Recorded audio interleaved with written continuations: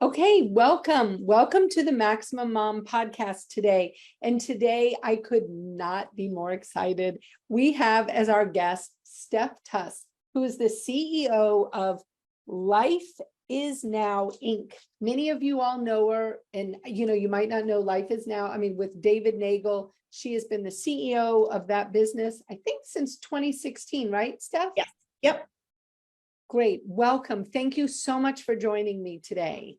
Thanks for having me. I'm excited to be here. I'm so excited. I like to just start out. We'll just kind of get it out in the open right now, because our podcast is obviously about being a mom, being an entrepreneur. Tell us, who do you have at home? Who makes up your family?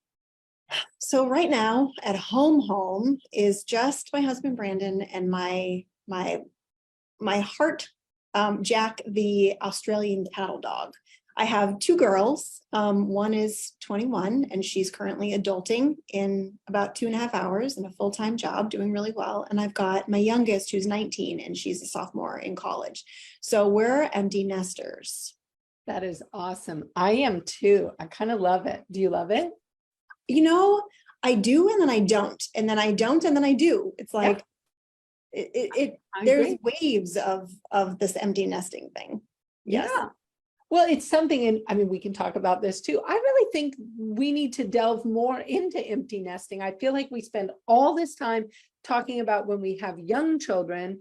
And then I think a lot of this, we spend years and years focused on the kids and doing what they need to do. And then we do get to this empty nest time. And I have found more colleagues that kind of just like you said, we love it, we don't, we go back and forth, we do, we love it. And it's just, there's so much to learn and I think unpack through this empty nest period. So much, and I did not see it coming. Like I thought this was going to be like, I'm not some like crazy helicopter parent that's attached to my kids and I want them to go and experience the world. And then I was not prepared for the amount of grief that I experienced when they were gone. Like I thought I was going crazy, actually. It was really interesting. And I think I've done a lot of thinking about this. I've done a lot of journaling. I've done a lot of talking to other moms because it's not widely talked about. And I really think it's tied to a change in identity. Yep. For 18 years, for some longer than that, you identify as the mom, right? Like every decision you make, your children play into that decision, and then suddenly they're gone. Yeah. And your relationship with them changes. So you go from mom to mentor, which is a change in identity as well. And I just don't think that there's enough written about it, said about it, talked about it. It really took me by surprise. I'm not going to lie to you. I have to tell you, I feel exactly the same way. And it has been fascinating to me to watch. We have 6 kids between us, so watching those 6 all launch, and every one was different too. Like every launch was different. But when this last one occurred, I was like, okay, this is really, really different. And I too have been taking a lot of time, like just journaling and thinking and really questioning. I love how you bring up identity because it's exactly what it is. Just questioning like, okay, what is this new role and what does it look like as a mentor? And how do you navigate that? Because that is a totally different spot. Well, and your marriage changes. Like, oh yeah. There was always someone else in our relationship, and all of a sudden it's just him and I. I'm grateful to have learned that I still really enjoy my husband and I like him just as much now as I did before, but it's allowed us to really to be with each other in a very different way, where we had this moment, like a month after my youngest left, where it was like a Tuesday night and we were like, you want to go to a movie? Like, we can go to a movie on a school night. Like, we can go out to dinner on a Thursday night. And we started planning all these fun things during the week because we didn't have anybody at home that we needed to be there for, right? It's just it's been a trip. This whole thing has been just a trip for me. I completely agree. It has been wild. Well, yeah, we could definitely, you and I will have to have coffee sometime and talk about that. Well, one thing I really want to talk to you about, because a lot of attorneys obviously listen to this podcast, as part of the Maximum Lawyer Group, and people who own their own firms. And you and I were just briefly touching on this before we hopped on.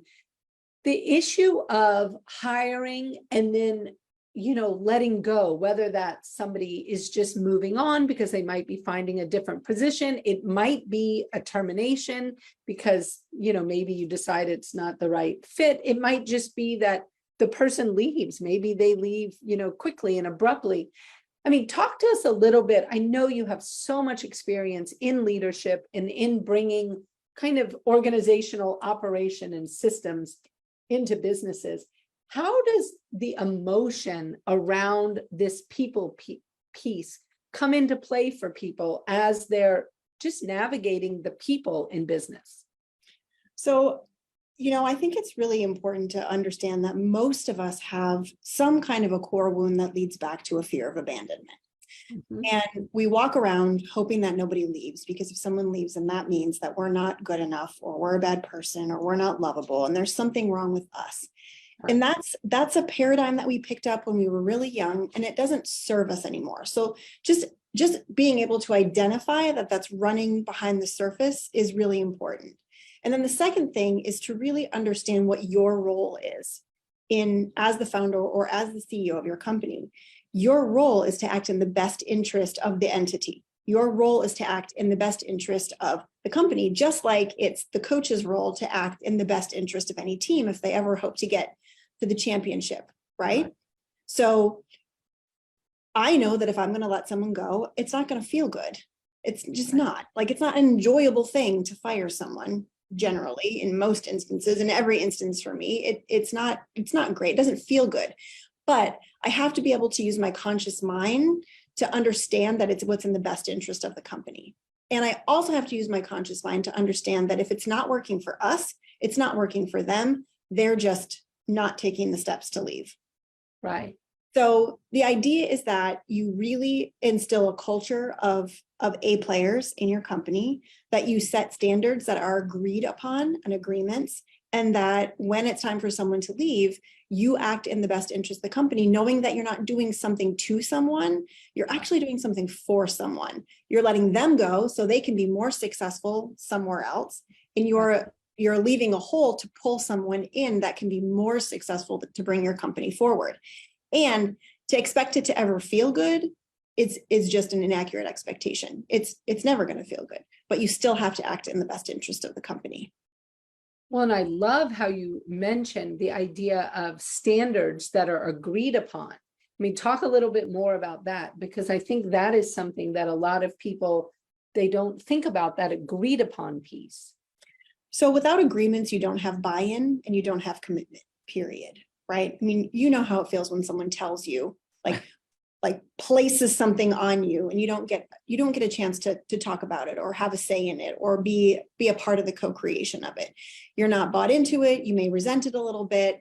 It's just not a good feeling. So what we do is we create measures of success. They're kind of like KPIs, but they're agreed upon. So we have meetings regularly where I say, I'm going to come up with 5 to 7 things that you do in your role, that if you were to do in your role, make you a success in that role. And then you come up with 5 to 7 things.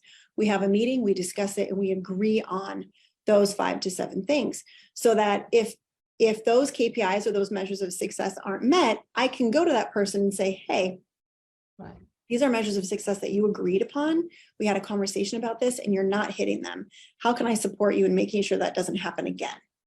Right. So it's not me against them, it's me trying to help them. And then if they again don't meet their agreed upon measures of success or KPIs, then you need to make a change. You either need to change their role or you need to let them move on. Right. How often would you have such a conversation when you're looking at those measures of success? Is that monthly, quarterly, yearly? What are we talking about? So with our measures of success, we meet quarterly to make any changes, because roles consistently are changing, right? Yep. Like, I mean, especially in what we do, we're constantly growing. So that means roles are continually reshaping. So we meet quarterly to discuss do these measures of success still work? Do we want to add anything? Do we want to take anything away? If I see someone not meeting their measures of success, I have a conversation with them right away. Mhm. I don't wait. Like, hey, last week you didn't enter such and such for such and such. I'm making things up at this point, but Sure. you get what I'm saying, right? Yeah. How can I help you in making sure that that doesn't happen again? Well, and I think for lawyers, obviously, in many firms, we can look to productivity type things like billable hours or collections or things. And I hear a lot of attorneys, and I'll have attorneys, reach out to me and they're like, well, this attorney hasn't met their productivity, for the last 2 quarters. And that like makes my hair, Yeah, it's stand up. really common. It's really common. I hear it all the time too. And I'm like, whoa, wait a minute. I was like, but did you talk to them in week 1 when you noticed it, or week 2? And they're like, well, no, I didn't want to micromanage, or I didn't want to do this. I mean, what do you say to something like that? Well, first, I think getting to the real reason. You didn't say anything because you didn't want to create conflict. Right. Conflict is uncomfortable. So that's the real reason you didn't say anything, is because you're not comfortable with conflict, which is okay. Like, let that just be okay. Right. But if you don't have agreed upon expectations, you come at the conversation from kind of a conflict place. Like, Mhm. here's these expectations of the role and you're not meeting them. Like, it can set up for an uncomfortable conversation. When you get agreements, like, you get an attorney that agrees, yes, I know that to be successful in my role, I need 40 billable hours per week and I need to have it submitted by Friday.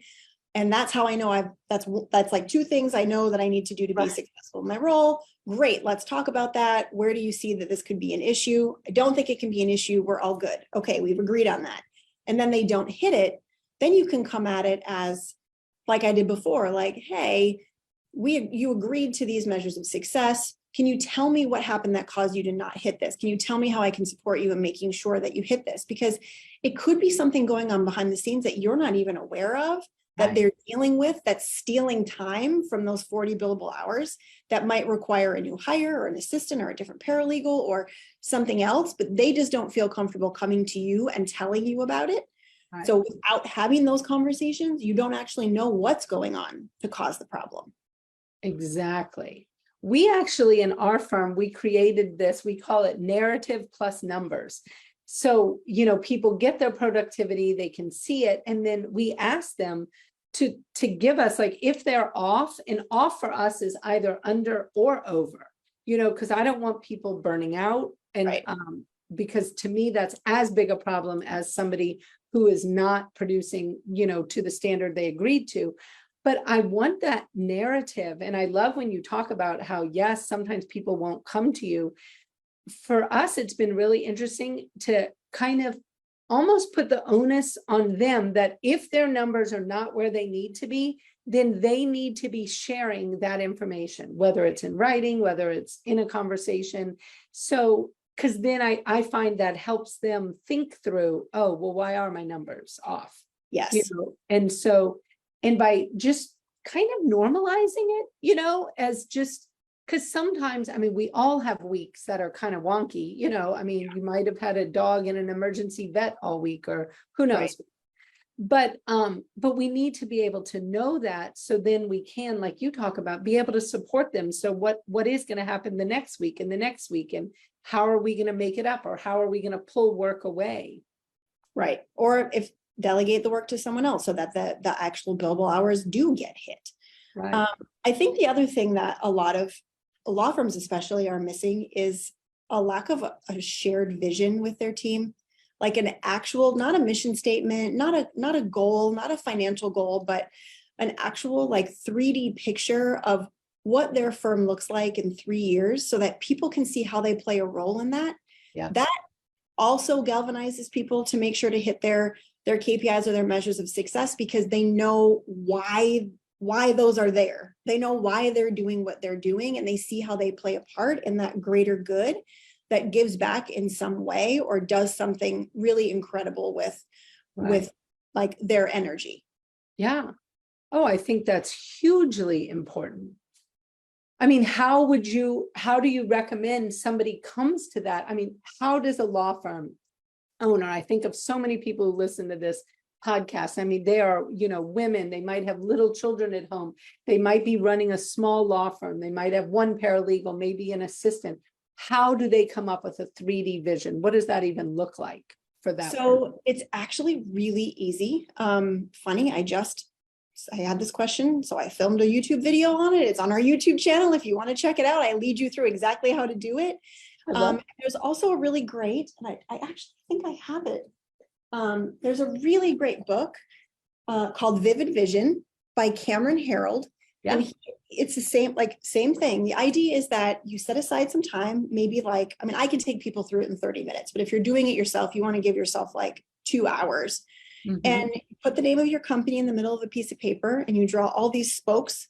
And then you just list out all the areas of your business: sales, marketing, operations, what clients say about us, what we sell, how we make money, finances, all the areas of your business. And then you project yourself 3 years into the future. So you're going to think about what's going on in each of those areas 3 years into the future, as if it was February 6th, 2026, which sounds crazy that 2026 is 3 years from now. Yeah. And then you just write whatever comes to your mind. So it's snippets, it's what you see in your mind, not necessarily full sentences, and you just get it all out on paper. And it's amazing. We all have the vision inside of us. Right. We're just giving it space and voice. And then you take that concept map and you just create paragraphs using imagery, and then share it with your team. And that's it. And it's crazy the amount of resistance that comes up when we ask people to create a vision. Yes, it's amazing the amount of resistance that comes up, actually. Now, why? I mean, talk to me about what is that? Well, I think, your vision is an intimate expression of yourself, and you're going to share something that's near and dear to your heart, that you feel in your body, that you're passionate about, with a group of people. And they may not be aligned with it. They may not like it or agree with it. It's very vulnerable. It's a very vulnerable thing. Now, I've done this with tons of businesses, and none of them have ever rejected the vision. In fact, the teams are so excited to finally be able to see themselves in that vision in 3 years and see how they can help the company and the team reach that vision. But it's those voices in your head, what if this is the wrong vision? What if nobody likes this? What if people don't agree and they leave? What if? And it creates this resistance that causes them not to actually do the exercise. Wow. Gosh, what a travesty to think about those what ifs stopping you from just doing the exercise and being able to really get to that, what your real vivid vision is. I mean, I got to be honest, when I read our vision, because we just went through a rebrand, we had a whole new vision. David and I worked on it for a very long time. When I read it to our team for the first time, it was really emotional. I was noticing myself feel those things that everybody else feels when they read their vision. Wow. I hope they like this. I don't know what's going to happen, but it was amazing. It was an amazing experience. So. Wow. I love that. Well, and thanks for the recommendation on that Vivid Vision book by Cameron. I mean, he just got out another book, that COO book, and I'm going to forget the title of it, but it's all about kind of that second in command. Yes. And I found it a great read. It's a great book. I'm a big fan of Cameron Herold. Yeah. Yeah, me as well. That's awesome. Well, one thing I'm curious about, when we're talking again to so many women who are sharing this, running a business with running their family, I mean, what did that look like for you? And I mean, what do you see as that ability for life work integration? I know a lot of people, they talk about work-life balance. One, I refuse to call it that, because in my world, my life comes first. So I call it life work integration. And I just don't believe balance is actually possible in the fundamental way people say. I mean, I'm a firm believer in, you need to be all in whatever scenario you're in. So if you're working, your mind needs to be in it. You need to be all there. And if you're at home, you need to be all in there. I'm curious. I mean, how did that look like for you and your family? And how did you navigate? So I navigated it in a couple ways. I started my first business when I was in my early 30s. I had two very young children. And my first office was an office in my house, and I actually had people come to my house. So it was interesting. And my husband was helping, so he would help manage the kids while I met with clients. And the first thing that I knew that I needed was really clear boundaries. Because the mom guilt is real, right? The mom guilt is real. It just is. Whether you think you're experiencing mom guilt or not, chances are you're probably experiencing some level of mom guilt. Yep. There's someone's voice in your head telling you that you're not being a good mom. Yep. And it's just not true. And so I had to find some way to really help myself not accept that mom guilt. And the first thing I did was I set really clear boundaries and made agreements with myself that when I was at work, I was at work. And when I was with my kids, I was with my kids. Mm-hmm. So they knew that when I was at work, they had to rely on whoever else was in charge. And when I was with them, I wasn't going to rob them of their time by checking my phone and my email and be thinking about work when I was with them. And that was hard to do. I mean, it's hard not to pick up your phone when there's like a little bit of a quiet moment and check your phone. But I knew that if I did that, the message that they would receive is that work is more important than them. And that's not what I wanted to do.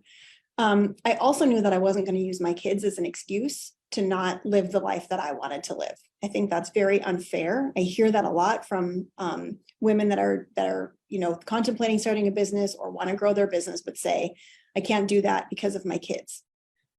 Don't do that to your kids. It's not fair to them. They don't want that burden.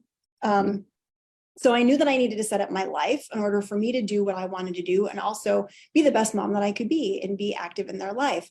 So we took a really non-traditional road. My husband and I sat down. I was traveling a lot. We had both been ex-school teachers. I taught for 10 years. He taught for 11.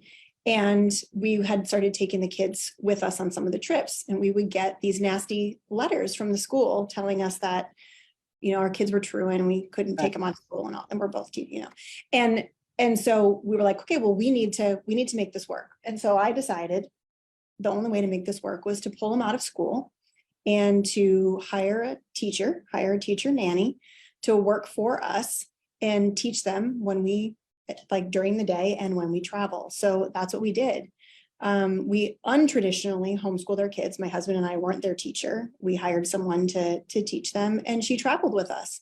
And so when we went to Atlanta, they would experience all the things Atlanta have to offer. And we went to Phoenix, they would experience the desert in Phoenix, and they got a really interesting education. But everybody around me thought we were absolutely crazy, that we had drunk some kind of Kool-Aid, and that my kids for sure were going to be ruined because they weren't in school every single day.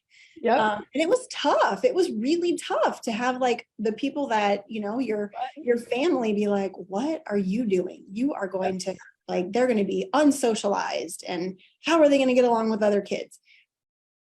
My kids are perfectly socialized. They are adulting and living and independent and perfectly fine. The idea is that we had to advocate for ourselves and make it work for us.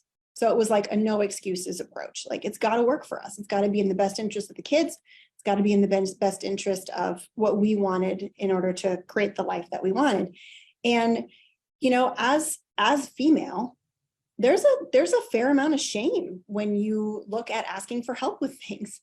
Oh yeah. Right? Like, there's a fair amount of shame of wanting to hire a private chef to come in and cook for you, or sending your laundry out, or having someone else come in and clean the house. Unfortunately, I mean, that's, grandma's voice in your head or mom's voice in your head that's saying, why pay someone for something you can do yourself, right? Because they don't understand. They don't understand the concept of time and what time of value is. So I think that's really how we did it. I had to give myself permission to ask for help. We had to give ourselves permission to live the life that we really wanted to live and break out of that mold. And then really had to set clear boundaries around time so that the kids could really count on, there was no gray area. It was, if mom's working, unless someone's dying and the house is on fire, mom's working. But when mom's not working, she's 100% yours. Right. I love that. Yeah. Interesting. I didn't realize you and I homeschooled as well.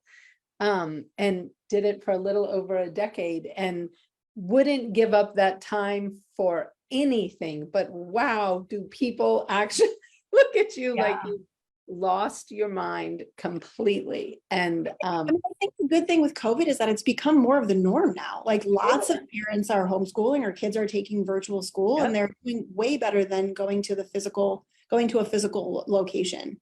So that's progress. I think it's wonderful. And I think it allows kids, I mean, kids can learn in so many different ways. Kids are so different. Like it's just so many different things. But I think you speak to such an important part of this of, again, it really does come down to your vivid vision. You all had a vision for your family. Like what was your family going to look like? And what was your life going to look like? And I mean, as I was listening to you, I was thinking, wow, I mean, she was vivid visioning from the get-go. I really was. And this was, I mean, my kids are in their 20s. Like this was a long time ago. But I just, you know, obviously I was getting like osmosis of mindset from David the entire time, which helped, right? But it really was, it was a scary thing. It was a scary thing because people thought we were totally crazy. Yeah. Well, talk to us a little bit. I mean, it's in our Maximum Lawyer group and in the Maximum Lawyer Guild. I mean, we talk so much about mindset. You know, David was on the Maximum Lawyer podcast with Jim and Tyson. And I mean, mindset is such an important thing. I can only imagine what you have learned working side by side with David. I mean, how would you say your mindset has changed and evolved? And how has that impacted your ability to be successful? So it was interesting because I was on a podcast a couple of months ago and she asked me to define mindset. She's like, you know, people use this word mindset. Like, I want you to define it for me because I want to make sure that I'm understanding it the same way that you're understanding it. And I said, your mindset's kind of your operating system. It's like your computer has an operating system and needs updates to be able to function optimally. Your mindset is also a kind of like a computer program, and you're depending on who raised you in the society that you were raised in, the culture that you were raised in, the socioeconomic status that you were raised in. That's your computer programming, unless you decide to upgrade, unless you decide to change that. So lots of times we talk about working class mindset versus entrepreneurial mindset. They're very different and they serve very different purposes. I grew up in lower middle class, working class mindset. My father was a factory worker. My mom was a credit manager at our local hospital. So she was the person that called people up and collected money from them and told them they had past due bills. So we lived very conservatively on a fixed income. My dad did not like what he did. He told me stories of giving himself a pep talk in the parking lot to get himself to go into GM, you know, during the day. So that was like, I grew up in a value system of security. My dad went to work every day and sacrificed, you know, doing something that he really wanted to do for security. And my mom did the same way because financially that was our security. So I grew up with that working class mentality of security, which then led me to, and I'm a teacher, that led me to be a teacher because that's secure, right? Like, yes, I love kids. Yes, I'm a teacher at heart. I love teaching. I teach all the time. I mean, all the time.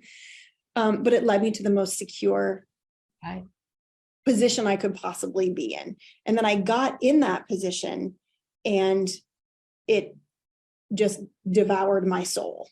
Yeah. I stayed for 10 years because of that security. I think the biggest impact, and there's been so many impacts that David's made on my life. I mean, we're such good friends. He's just an amazing human being. But I think the biggest thing is that he helped me really move from that working class mindset to that wealth entrepreneurial. Like if I have this in my head, it's here now. And I can have that if I'm willing to do what it takes to have that. And I think it's just possibility. I didn't see possibility before that. I didn't see possibility when I was teaching. I thought I was going to teach for 30 years and then retire and do God knows what, right? Like every other every other teacher, I probably would have died because I was so unhappy. But I think that that's the biggest influence, is that like the element of, it doesn't have to be that way. There's other ways, and the possibilities are endless. Endless. I mean, that is such a powerful, I mean, what a powerful change. I mean, to awaken to that, the possibilities are endless. Yeah. Yeah. I mean, my dad stayed in GM because he didn't think that there were any other possibilities. Right. Like, yeah, it's amazing. I mean, that is, I find that the mindset work and the work we can do on our own brains is probably the most important work we can do as business owners, as we're looking at our businesses and we're, deciding how to do things. When I hear people, be like, well, I'm the only one who can do this, or nobody else can learn. I'm like, we got all kinds of possibilities out there for who can do this. And it might not even be a who. I mean, for all we know, it's going to be an AI or it'll be a computer one day. Like, I mean, truly the possibilities are endless. Yes. And helping people to see that, I think, is so powerful. And interestingly, as a parent, to me, that was like the most powerful thing to teach my children, was how all things are possible. Like, there is nothing in this universe that is off limits. Obviously all kinds of work has to be done. I don't mean that, but anything you can dream up, you can make it happen. Yeah. If there's anything that I hope that my kids have learned, it's that there's no problem without a solution, that the problem and solution are attached. Like, there's nothing that's not figure outable. Yeah, exactly. Well, it's so interesting. We recently had a big house flood and people were like, oh my gosh, what is all this? And I'm like, it's really no big deal. Like, we'll be able to figure it out. And I'm like, I said, the same thing. I call it like the flip side of the same thing. You have a problem, but it's like, we can figure these things out. And oftentimes I find so much opportunity on the flip side of a really difficult problem. Yes. I mean, have you found that in your experience, that sometimes the worst problem can be one of your greatest, just almost like a diving board of opportunity? Oh, that has been my experience in every bad thing that's happened. Right. But so you can tie that back to results, like negative results in your company. There's the results are negative because there's something that you need to learn. It's pointing the direction to what you need to learn. I mean, I've made massive mistakes in my first business. I made $100,000 mistake. And the gift in that was I learned those mistakes early on, which probably saved this company millions, because I didn't make that mistake again. So everything happens for a reason. And there's a gift in every situation, even though you may not be able to see it right away. It might take a little while for you to be able to see what that gift is, but in every situation there is a gift. I completely agree. I love talking to you. Sometimes I feel like I'm a little bit on my own island of, I feel a little weird because sometimes something horrible will happen. And, and oftentimes I find myself pretty quickly able to see some possibilities of what this is going to mean positively. And I mean, even in some really horrible situations. And so I try to bring a lot of gratitude to negative situations, because really looking for what are the possibilities that I'm going to learn, and what I'm a huge believer in turning that mirror too. So when I'm seeing negative results, I'm like, well, what am I bringing to this? What can I learn from this so that I'm not doing it again?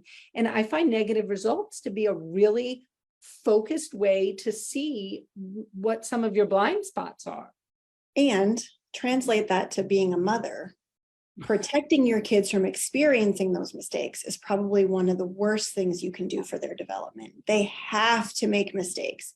They have to feel pain once in a while. That's how they build their own self-worth. That's how they learn how to figure out their own problems. And it's not easy. I'm like, I want to protect my kids. I don't want to see them upset or sad, but it's actually really in their best interest to be able to make those mistakes and then say, okay, well, that was a mistake. That's cool. What did you learn from it? Like, what are you going to do different next time? Exactly. I mean, I look at the mistakes my children make and obviously still make as that's how they're building their toolbox, you know, Yes. or how do they develop resiliency? Like, how do they develop those figure outable skills so that when those problems are hitting them, they're like, oh yeah, I got a tool for that. You know, like I can figure that out. But teaching a parent to like move out of the way and let those natural consequences and the problems just kind of sometimes steamroll over your Yeah. child. I mean, Yeah. it is painful to do, but and I have found that as part of that empty nesting thing to be one of the, you know, the more painful parts of it, because sometimes the stakes get higher, you Oh, know, yes. as they are older. It's not Oh, just simple things. yeah. Little kids, Yeah, little problems. Big kids, bigger problems. yeah, Yes. Yeah. definitely.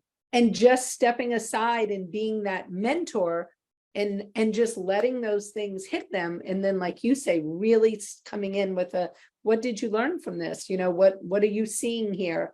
I do find helping them see that flip side of a problem as something positive is something that I'm pretty continually working on, Yeah. because I think that I do think sometimes people get stuck in the problem part, you know, and Yes. they don't get to that flip side. And I try really hard to help them in that area. Is that something when you're finding you all are working with people in your business? I mean, are you finding that in business owners that you need to be helping them with that? Well, I think for us in terms, I mean, so it's consulting, it's coaching, right? So it applies to kids, it applies to clients. It's actually helping them get clear on what's actually going on and what they want to do, rather than solving their problems for them and giving them solutions. Unless it's like, you know, what's the best marketing strategy to do this, this, and this? That's something different. But if they're really in a tough spot and they're looking for guidance, it's really about knowing what questions to ask to pull out what's inside of them already. Because it's there, they just can't see it. Right. Yeah, it's so fascinating. I mean, I think though, when we talk about the mindset and what we can do, I just feel like that is probably the biggest thing that law firm owners can spend some energy on, and they will see immediate ROI on changing their mindset and changing how they are viewing things. Are there other things that you see that are the flip side? I mean, when we think of, I mean, the polarity of things, you know, it's often just like there's one thing here and one thing there, you know, and they're just the opposite of the same thing. So we deal a lot with blind spots. We have people come to us and they've been experiencing something for, you know, a long period of time, whether it's a plateau in their business, whether it's continual turnover. It's like this like systemic problem that keeps repeating itself and changing a little bit, but it still keeps repeating itself. That's the sure sign that you've got a blind spot going on. So when someone comes to us, we really want to help them see what that blind spot is, like what's causing this. And then once they understand what's causing it, they can make a conscious decision to do something different, because the reason they're having that problem is because they can't see what to do differently because they're in their paradigm. So it's the flip that you're talking about, the law of polarity, right? The problem and the solution are attached, which means they're constantly just looking at the problem. They're not being able to see the solution. So sometimes it just takes someone coming in and asking a different question to help them see things in a different way that changes everything and gets them moving in the right direction. And that's generally what it takes. I mean, most law firm owners want to be great leaders. They want to make a big impact. They want their team to be proud to work for the firm that they've created. They want to make a profit. They want to give back in the community, right? They're there because they're doing good. They're there because they've got big hearts and they've got a passion for what it is they're doing, and they want to help people. They don't want to be the leader that experiences all the turnover, or the leader that's having a difficult time, you know, paying their payroll. And so it just takes that, like, okay, well, let's look at this. Let's ask some questions and see what's underneath this and get to the root of what the problem is, so that then they can come at it with a sense of awareness and make a different conscious choice. that will get them the result on the other side of that law of polarity. And how do law firm owners, how do they come to work with you all? What does that look like? Oh, in many different ways. We work with many we work with law firms privately, many of them is in one-on-one coaching. Some of them are part of our group. We have an elite mind group that David gives a lesson every single morning, and it's just inundated in mindset and growth. And then we do, short 2-day intensives with small groups of business owners that just focus on what one specific problem they want solved. So there's lots of different ways that we work with law firm owners to help them see what they can't see or understand something that's kind of been a systemic problem for a long time. That's amazing, because I think that it is something we all deal with. And one of the things that I find interesting is I think shame comes into a lot with lawyers. I think lawyers tend to be very type A personalities. They, really are used to kind of an excellence they've had probably throughout their whole academic career. And so when they're facing problems as a business owner, rather than just being like, oh, I'm facing a problem as a business owner, it becomes a much bigger thing. It's this just big, I feel like shame plays into it a lot. And I often see people turn away from their business because they have a hard time kind of just coming out with their, what is going on and what is bothering them, and accepting that they're not alone at all. Like that, all of us are dealing with something, if not a bazillion things. Oh, constantly, all the time. And I think what's interesting with law firm owners in particular, they really enjoy control. They like to be in control, and they have a value on having the answers. It's part of your profession. You need to have the answers, right? But the trick is that in order to actually grow your law firm, you have to give up control and you have to let somebody else have the answers. Yeah. So not only do they feel ashamed that their law firm isn't as successful as they'd like it to be, but the things that they need to do to grow their law firm push against their own identity and their own value system. So it's just this, it's this constant tug of war between their conscious and subconscious mind. Well, and you bring up the value system. I mean, and I think just recently, actually, you posted something about misaligned values and about being in misalignment with your values. Can you talk about that a little? Because boy, was that powerful. Yeah, so I did a post on value conflicts because we see value conflicts are they're the Achilles heel of business owners. And a value conflict is, let's say, well, the example that I gave, you want to grow your team, but you don't like to let go of control. You have to be in control, because if you're not in control, then it's not safe or something bad's going to happen. Well, you have to be able to give up control to bring on a team. That's a value conflict, right? Or you need to grow your law firm and you need to hire another attorney.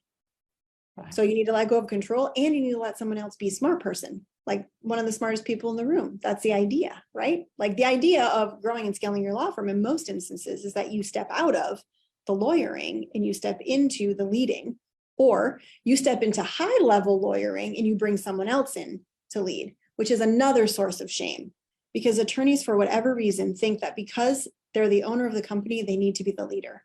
And it's just not true. It's just not true. I've spoken to so many amazing law firm owners that have big visions, that have a passion for what it is that they do, that should not manage people at all. And when they do step into the leadership role and try to manage people, things go crazy wrong. That's okay for them to hire a second in command. I mean, that's really the relationship that David and I have. He shouldn't be leading people. He's the visionary. And so I think there's shame kind of around every corner for law firm owners. Yeah. Oh, I think there is. And I think that having that alignment, that value conflict, I mean, I think becomes a real issue, and it's a real struggle in a lot of lawyers. And how do they get beyond that?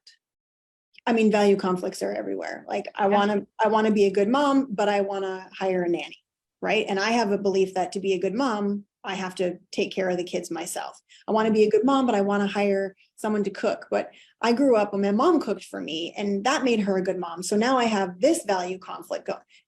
They're rampant. Value conflicts are everywhere. They really, they really are. And I think we women find ourselves involved in them a lot, a whole lot. Yes, I would agree. Gosh, well, Steph, I really appreciate your time today. It has been so interesting talking to you. I feel like I could talk to you for a year nonstop. And I would learn so much. Tell us, how can people reach you? Like if they want to work with you and the team there at Life Is Now, what does that look like? So if you want to check us out, we have a great website. It's called lifeisnowinc.com. Don't forget the INC. Okay. Lifeisnowinc.com. We've got a great leadership assessment on that page that will tell you if you should be hiring a second in command, or if you really do need to step up and be the leader. I also have a YouTube channel where I put out lots of trainings on the how-tos, like how to run a supercharged meeting, like the stuff that I do, the tactical things behind the scenes that nobody knows happens, but that keeps the business running really well and keeps the team really engaged. So you can check us out on YouTube. It's the Life Is Now Inc. channel. And then me personally, you can reach out to me on Instagram. My handle is @StephTuss, and I love interacting on Instagram and Facebook. So when you DM me, it is me. It is not someone pretending to be me. I like to do my own social media. Just saying. It's me. I love that. I also am involved a lot in social media where it is just me, but people will ask, they'll say, is this really Elise? And I'm like, yes, it's really Elise. Yes. Yeah, that's funny. Well, I really appreciate it. And the work you all do is just so, so powerful. So I can't wait to see some of the law firm owners reaching out and getting to know more about what you all are doing and how you bring more clarity to law firm owners in their work as business owners and entrepreneurs. It was fantastic talking to you. Thank you so much for having me. Well, thank you.